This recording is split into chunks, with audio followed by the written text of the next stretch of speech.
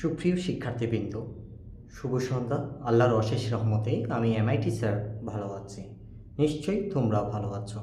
তোমাদের অনেকে English grammar নিয়ে খুব চিন্তিত। তোমাদের চিন্তা শুধু কিভাবে ইংলিশ গ্রামারে ভালো ফলাফল অর্জন করা যায়। আর আমি এমআইটি স্যার তোমাদের চিন্তা দূর করার পাশাপাশি ইংলিশ গ্রামারে শুধু ভালো ফলাফল অর্জন করা নয়, তোমরা প্রত্যেকে যাতে বেস্ট গ্রামারিয়ান হও সেই চিন্তায় মগ্ন ছিলাম। আর সেই চিন্তার ফসল বেসিক ইংলিশ গ্রামার কোর্স।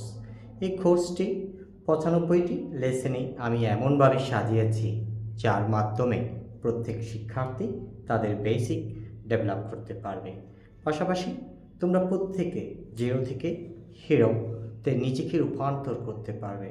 এই কোর্সটি আগামী 10 আগস্ট আর 2 অগস্ট 2025 থেকে শুরু হতে যাচ্ছে। তোমরা যারা আগ্রহী এই কোর্সটি করতে, তোমরা প্রত্যেকে আমাকে শীঘ্রই জানাও।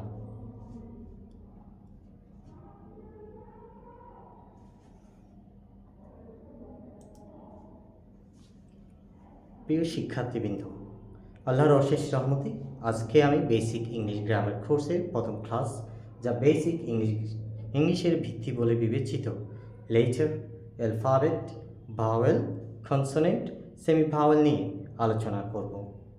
আশা করি তোমরা প্রত্যেকে আজকের ক্লাসের নির্ধারিত টপিক সম্পর্কে খুব ভালো ধারণা অর্জন করবে। তাহলে আর দেরি কেন, তোমরা প্রত্যেকে খাতা, কলম, পেন্সিল, ইরেজার নিয়ে বসে শুনো আমি এমআইটি স্যার কী বলছি আর তা ঝটফট নোট ডাউন করো। ক্লাসের শুরুতে প্রথমে যে প্রসঙ্গে আলোচনা করব তা হলো লেটার। লেটারের বাংলা অর্থ ব্যাকরণগতভাবে বলা যায় বর্ণ বা অক্ষর। লেটার বা বর্ণ হলো কোনো ভাষার লেখকের ক্ষুদ্রতম একক। সহজ কথায় আমরা যখন কোনো শব্দ লিখি তখন সেই শব্দের প্রতিটি চিহ্নই এক একটি বর্ণ। উদাহরণস্বরূপ যদি একটি খেয়াল করো, দেখো খ্যাট শব্দটিতে CAT, এই তিনটিই হলো এক একটি লেটার বা বর্ণ। লেটার সাধারণত দুই ধরনের, একটা হলো ক্যাপিটাল লেটার, অন্যটি হলো স্মল লেটার।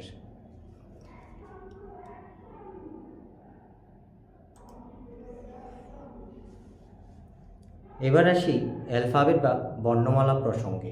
আমরা অনেকেই লেটার এবং অ্যালফাবেটকে এক করে ফেলি, কিন্তু এদের মধ্যে একটি সুস্পষ্ট পার্থক্য আছে। অ্যালফাবেট হলো একটি ভাষার সকল বর্ণের সমষ্টি বা সুবিন্যস্ত রূপ। সহজভাবে বলি, যদি 26টি ইংরেজি বর্ণকে আমরা একটি পরিবার মনে করি, তাহলে সেই পুরো পরিবারটাই হলো অ্যালফাবেট। আর পরিবারের প্রতিটি সদস্য হলো এক একটি লেটার। অর্থাৎ ইংরেজিতে একটি অ্যালফাবেট আছে যার মধ্যে 26টি লেটার রয়েছে। উদাহরণস্বরূপ আমরা যদি বলি ইংলিশ অ্যালফাবেট, কিন্তু বলি না ইংলিশ লেটার্স, যখন আমরা সম্পূর্ণ সেটকে বোঝাই। ইংরেজি বর্ণমালা বা ইংলিশ অ্যালফাবেটে 26টি অক্ষর বা বর্ণ রয়েছে, যাদেরকে 3 ভাগে ভাগ করা যায়: ভাওয়েল,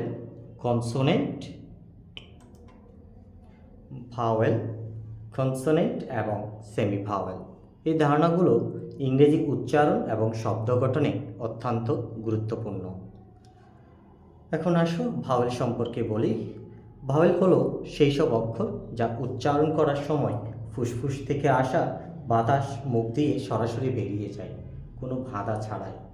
ইংরেজিতে 5টি প্রধান ভাওয়েল আছে: A, E, I, O, U। এই 5টি অক্ষর ইংরেজি শব্দের মূল ভিত্তি তৈরি করে। প্রায় প্রতিটি ইংরেজি শব্দে একটি না একটি ভাওয়েল থাকে। ফর এক্সাম্পল, A দিয়ে অ্যাপল, E দিয়ে এক, I দিয়ে ইঙ্ক, O দিয়ে অরেঞ্জ এবং U দিয়ে আমব্রেলা।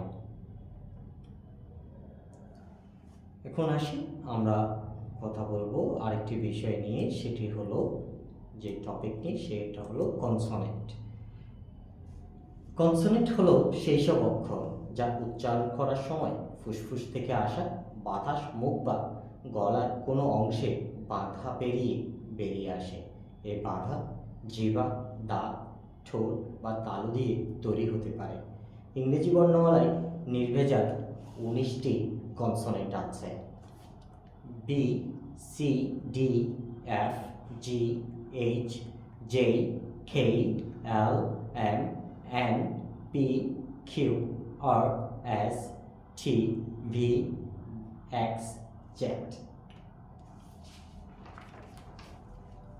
ইংরেজি বর্ণমালায় দুটি ভেজালযুক্ত কনসোনেন্ট আছে যা সেমি ভাওয়েল নামে পরিচিত। সেমি শব্দের অর্থ হাফ বা অর্ধেক।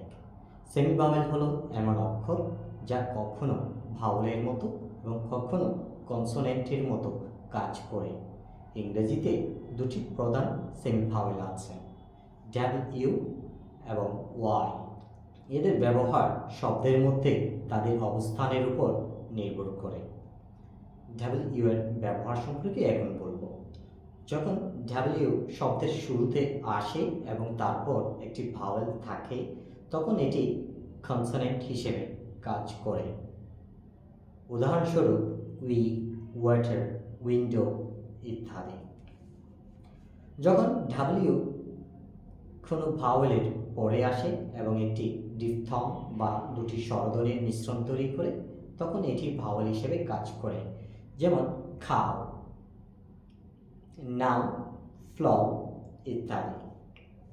এখন বলবো সেমি ভাওয়েল ওয়াই এর ব্যবহার। যখন ওয়াই শব্দের শুরুতে আসে এবং তারপর একটি ভাওয়েল থাকে তখন এটি কনসোনেন্ট হিসেবে কাজ করে। ইয়েলো, ইয়েস, ইয়ার্ড ইত্যাদি। যখন ওয়াই শব্দের মাঝে বা শেষে আসে এবং একটি স্বরধ্বনি তৈরি করে তখন এটি ভাওয়েল হিসেবে কাজ করে। উদাহরণস্বরূপ স্কাই, বেবি, মিথ। আশা করি আজকের এই টিউটোরিয়াল থেকে আপনারা লেটার, অ্যালফাবেট, ভাওয়েল, কনসোনেন্ট এবং সেমি ভাওয়েল সম্পর্কে একটি স্পষ্ট ধারণা পেয়েছেন। ইংরেজি শেখার এই প্রাথমিক ধাপগুলো ভালোভাবে আয়ত্ত করতে পারলে তোমাদের অথবা আপনাদের পথ চলা আরও সহজ হবে। যদি ভিডিওটি